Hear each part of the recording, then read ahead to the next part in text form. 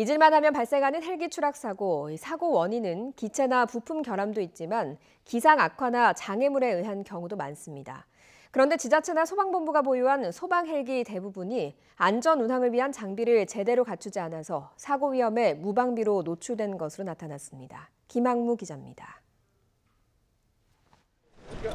지난 7월 포항에서 해병대원 5명이 희생된 사고. 지난 2014년 광주 도심에 소방 헬기가 추락해 소방대원 5명이 숨진 사고. 군용 헬기는 물론 소방 헬기 등 헬기 사고가 끊이지 않습니다. 특히 헬기는 조종사의 눈에 의존하는 시계 비행으로 이뤄지기 때문에 각종 안전장비가 필수적입니다.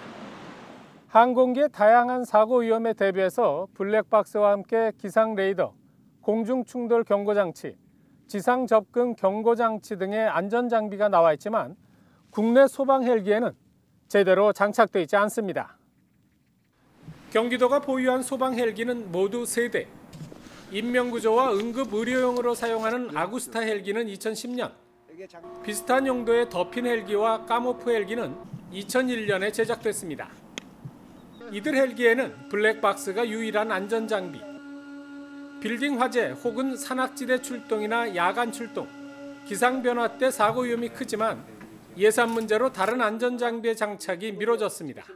주인을 탑승하고 가는 도중에 갑자기 해무가 밀려와서 해무 속에 들어가서 진땀을 빼고 겨우 회항을 해서 살아남았습니다. 근데 그게 미리 파악할 수 있다는.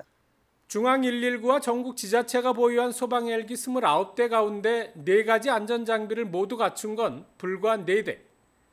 서울시가 보유한 헬기 3대는 블랙박스를 포함해 아무런 안전장비가 없는 등 최근 들여온 일부 기종을 제외하곤 제대로 된 안전장비 없이 운항하고 있습니다.